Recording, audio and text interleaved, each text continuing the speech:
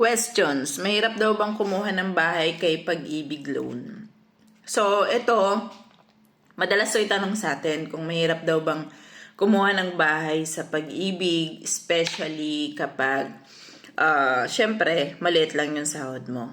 Guys, kailangan kapag naisipan nyo na kumuha ng bahay kay Pag-ibig, ang una nyo munang alamin is yung source of income nyo. Kaya ba siyang i-sustain? So, for example, meron kayong sinasahod ng monthly na 20,000 pesos dyan sa atin sa Pilipinas. So, syempre, ang hahanapin yung bahay, yung upward ng inyong monthly income.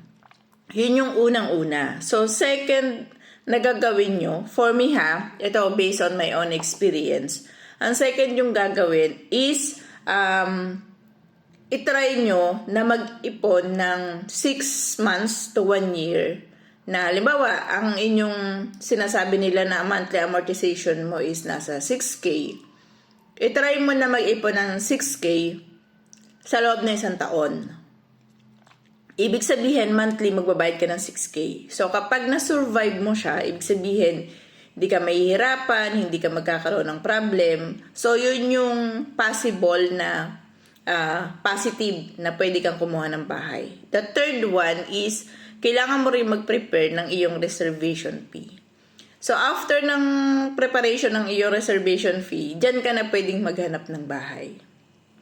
Bakit kailangan mong dumaan sa ganito? Based on my own experience at saka knowledge, kailangan mong dumaan muna sa 6 months to 1 year na pag-iipon ng 6,000 kasi itatry mo yung capacity mo bilang payer. Kung kaya mo bang mag-pay kaya ko bang mag-pay lagi ng consistently ng 6,000 pesos. Kasi kailangan mong maipush yung sarili mo kung hanggang saan yung capacity mo. Now, kung sa tingin mo kaya mo, then go for it. So, mahirap kasi napapasok ka sa paglo-loan, sa Pag-ibig loan natin, 30 years to pay yan. Mahirap kung papasok ka dyan tapos hindi ka pala ready. Darating yung time na 2 years, 3 years ka nagbabayad, bigla ka mag-stop, sayang yung ibinayad mo dun sa bahay. So, yun yung mga i-consider nyo muna bago kayo mag-loan kayo sa Pag-ibig or sa bangko kung kaya nyo ba. Syempre, ang paglo-loan kasi is lakasan ng loob. Hindi kasi pare-pareho tayo ng risk tolerance, hindi tayo pare-pareho ng lakas ng loob. Kung ako kaya kong mangutang kahit hanggang 2 bahay, pero syempre iba yung risk tolerance nyo. Kagaya nga ng father ko, iba yung risk tolerance niya. So, mga halagang 100K na utang is hindi na siya makatulog. So, iba-iba tayo ng risk tolerance. So, pag-aralan nyo muna bago nyo pasukin. Kasi once na pinasok nyo na, dire-diretso na yan. Pero syempre, hindi kayo makakapundar kapag lagi nyong iisipin na, baka hindi ko kaya, baka hindi ganyan-ganyan. So, sabi ko nga sa inyo, isa sa pinaka-magandang ingredients kapag ikaw ay kukuha ng bahay is malakas yung iyong loob. So, it doesn't matter kahit maliit lang yung sahod mo. It doesn't matter kahit contractual ka lang. It doesn't matter. Ang mahalaga, may lakas ka ng loob. Kaya mong panindigan yung iyong desisyon. Kasi, babayaran mo yung bahay ng, sabihin natin na 30 years to pay, o 25 or 20. Pero imaginein mo na consistently babayaran mo yung bahay dire-diretso ng ganon. Consistently. Kaya kailangan dadaan ka muna sa testing ground. Yun. Pero ako kasi, nung panahon ko kasi, hindi ako duman sa ganon.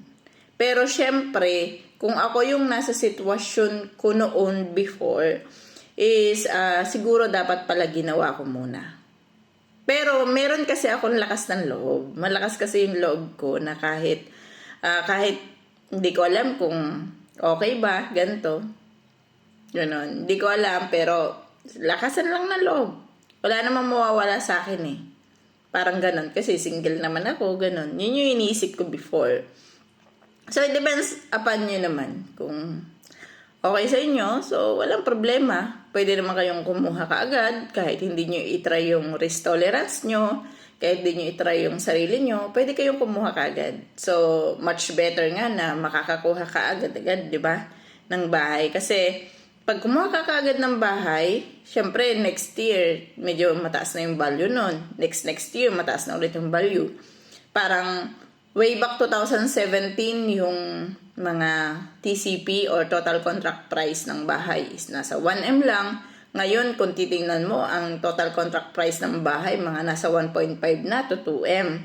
So, nakita mo yung difference na dati, kaya mong kuhanin yung bahay ng TCP niya is nasa 1 million. Pero ngayon, halos mahihirapan ka ng makahanap ng ang TCP ay nasa 1M. Kung i-compare mo yung bahay before and now. So, yun lang. Thank you.